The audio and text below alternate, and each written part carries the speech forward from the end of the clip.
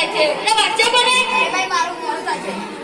એ ભગવાન હવે હું શું કરું આ ટપાલ કોદો બચાય છે ભગવાન હવે હું શું કરું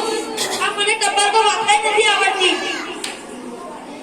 એ લાગે છે ગામમાં પણ પનેશ્વરની માણસ આવે એવું લાગે છે ભાઈ જાવ ને